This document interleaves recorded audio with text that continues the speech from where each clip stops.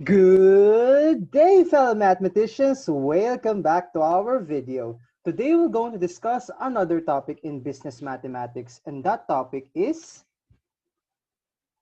addition, and subtraction, of mixed numbers. Addition and subtraction of mixed numbers. Previously in the last video, we have discussed the operations on fractions. But now, let's take another type of fraction which are called mixed numbers. Diba yung mga mixed numbers, ganito yung mga itsura. Halimbawa, 3 and 2/3. Yung may whole part, tapos yung fractional part. The whole part and the fractional part. Yan yung kinocompose ng isang mixed number. And now, let's discuss its operation. Yung dalawang fundamental, which is addition and subtraction. Ngayon, syempre, magsisimula muna tayo sa addition. Ngayon, let's get started. Addition of mixed numbers. To add mixed numbers, add the fractions, yung mga fractional parts. And then add the whole numbers, yung whole part. Ina-add mo lang correspondently. Kailangan yung whole number, i-add mo sa whole number. Hindi pwedeng add yung whole number sa fractional part. Parang ganun.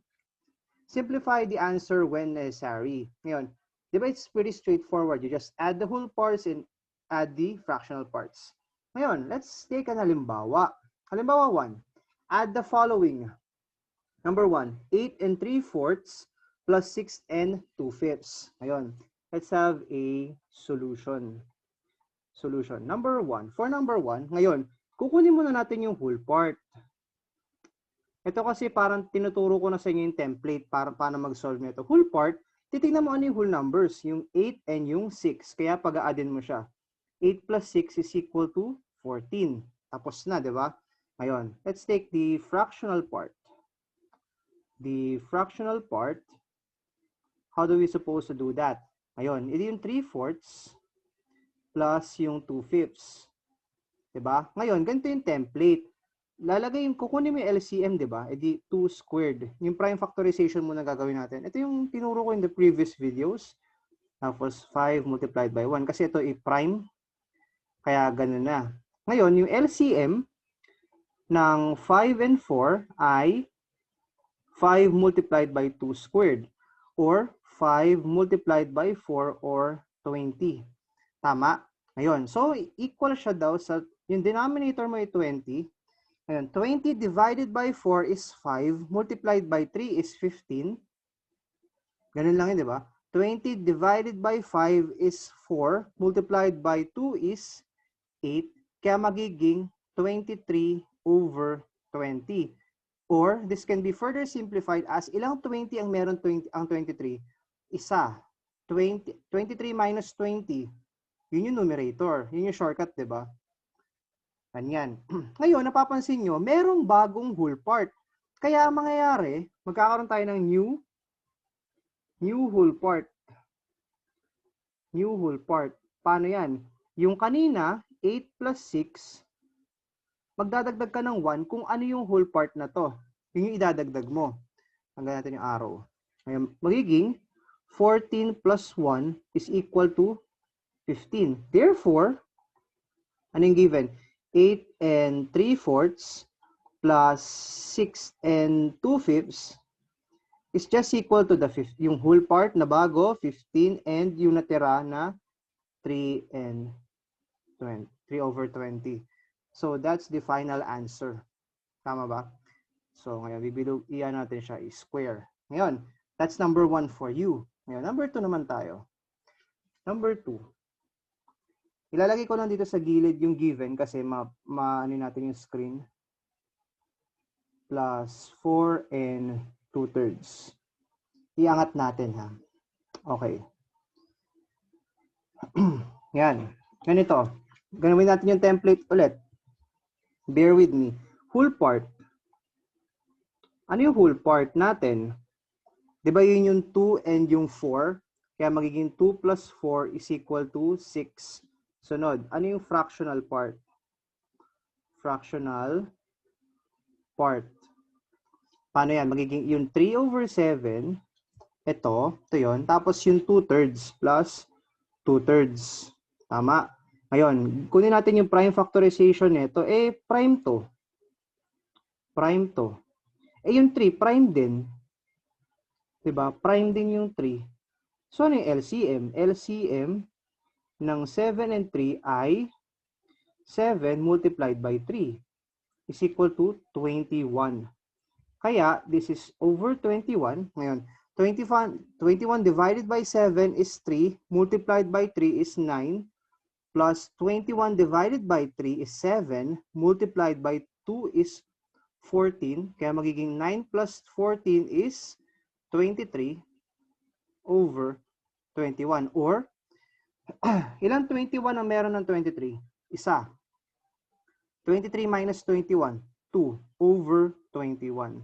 Ganyan siya isulat. Pansinin nyo, meron na naman tayong isang whole part. So, magkakaroon tayo ng new whole part. New whole part. Paano yan? Yung kanina, 2 plus 4, magdadagdag ka ng kung ano yung bago. So, 1. So, magiging 6 plus 1 is equal to 7. Therefore, yung 2 and 3 over 7 plus 4 and 2/3 ay equal lang dun sa new whole part, 7, saka yung natira na dito sa fraction. So, magiging 2 and 2 over 21. So, nagawa na natin yung addition part. Diba? It's pretty straightforward, guys, kung paano lang mag-add ng mga mixed numbers. Ganyan lang yung template. Kapag papagawa ko ng mga problems, ganyan yung gusto ko makitang solution. Kasi pwede mo naman siya i-convert into improper, diba? And do it, yung operation niya, tapos, diba? And change it to mixed. Pero, ito yung pinaka-standard way. From yung mixed na yung gagawin mo.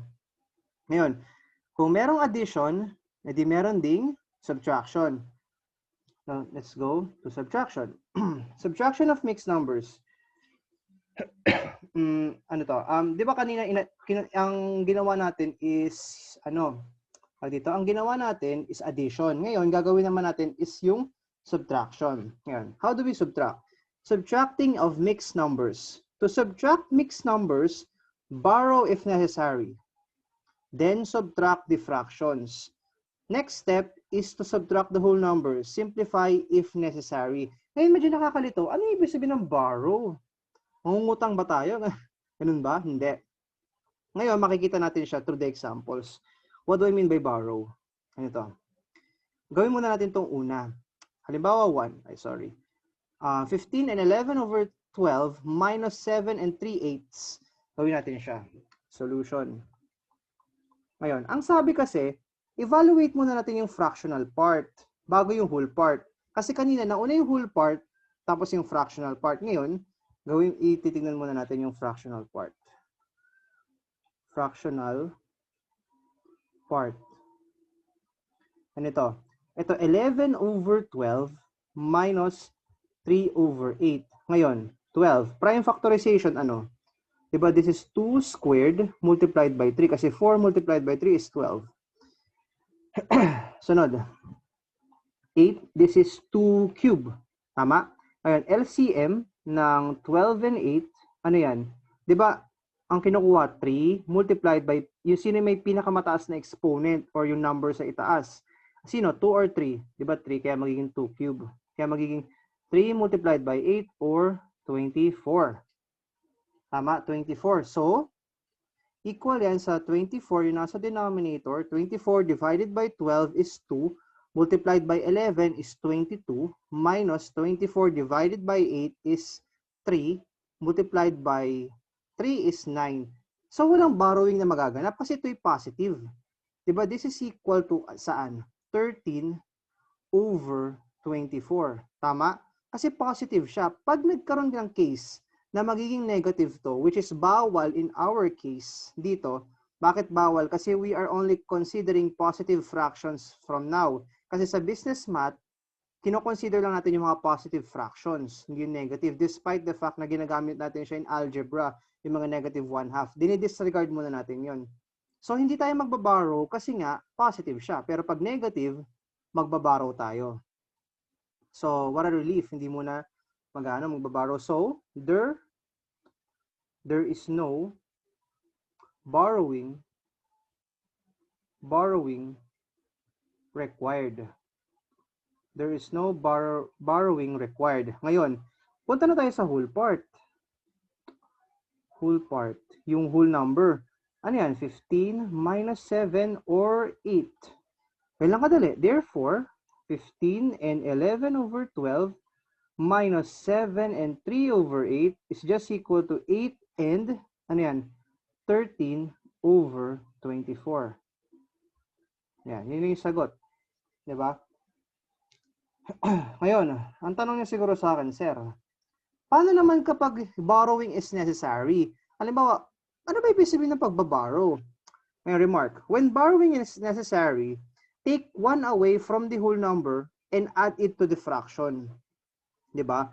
Halimbawa, magkakanta na examples. An example of borrowing 1. Borrow 1 from 9 and 5 over 9. Para magkaroon ng malinaw. Ano ibig sabihin ng borrowing? Solution. Pansinin nyo, ganito we know that 9 and 5 over 6 can be written as 9 plus 5 over 6. Bakit? Kasi pareho lang sila na magiging sagot. Pansinin nyo.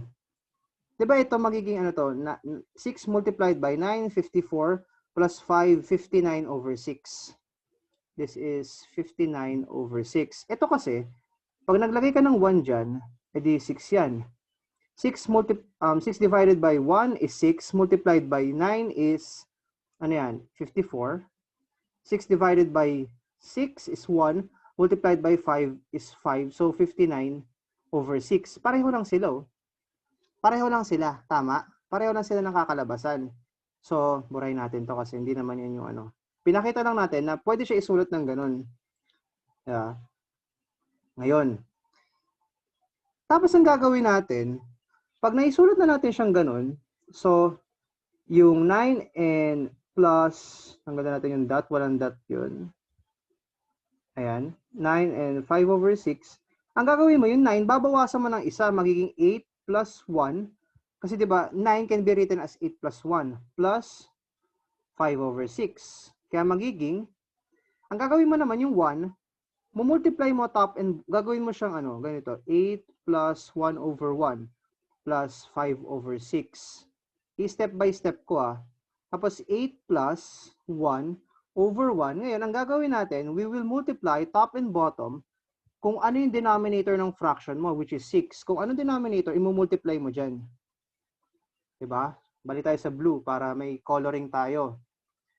Plus 5 over 6. Magiging 8 plus 6 over 6 plus 5 over 6. Tama?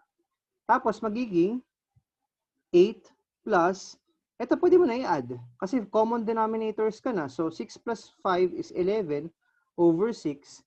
Pamilyar to. Kapag pwede daw isulat ng ganito, pwede mo siya isulat as 8 and 11 over 6. Ganun siya.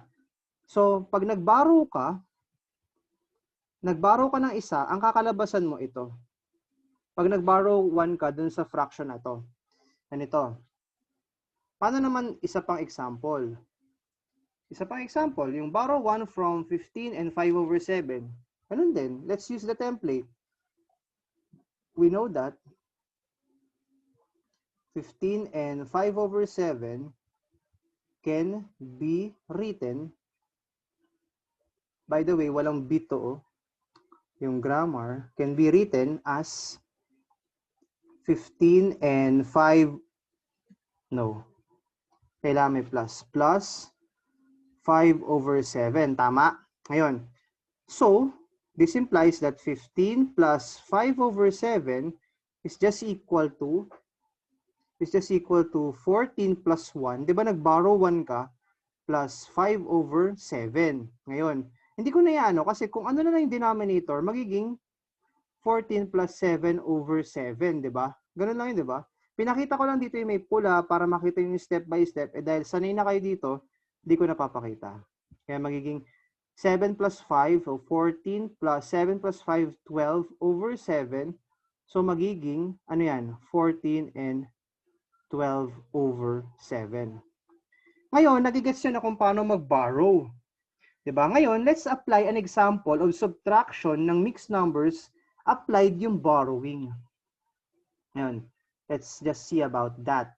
Ngayon, ito, I guarantee you that you will borrow in this example. Gagamit na tayo ng borrowing dito kasi syempre, before I start this video, tinignan ko muna kung pwede siya mag-borrow. Ngayon, ngayon, let's go get this. Subtract 9 and 1/3 minus 6 and 3/4. Ngayon, paano yung gagawin? Di ba sabi ko nung una, gagawin muna natin yung fractional part. Fractional part. How do we suppose to do this? Ngayon, 1/3 minus 3/4. Ngayon, yung 3 multiplied by 1, 4, 2 multiplied by 2, correct? Ngayon, LCM ng 4 and 3 is just 3, ito kasi 2 squared to, sorry. Multiplied by 2 squared, or 3 multiplied by 4, or 12. Minumultiply mo lang, di ba? So, magiging over 12. 12 divided by 3 is 4, multiplied by 1 is 4, minus 12. 12 divided by 4 is 3, multiplied by 3 is 9. Ito na yung case na hindi pwede because there it will become negative 5 over 12. And this is not allowed. Not allowed in this part. Kasi in fractions, we are not considering the negative. Di ba ng mga bata tayo, hindi pa nga natin alam yung mga negative integers. So ina-assume kasi natin mga bata pa lang tayo ngayon. Di ba? So not allowed yan. Ngayon, napapansin nyo, kanina ba nagkaroon ng problema? Dun sa 4, kailangan mas malaki ito kaysa dito.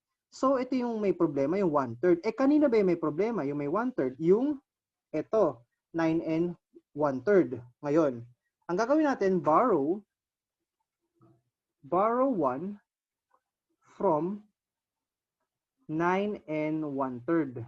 Magbaborrow 1 tayo ng dyan. So, paano natin yung gagawin? How do we suppose and do that borrowing? So, ganito na lang. 9 and 1/3 can be written as 9 plus 1 over 3. Tama, di ba? In the previous, magiging 8 plus 1 plus 1/3.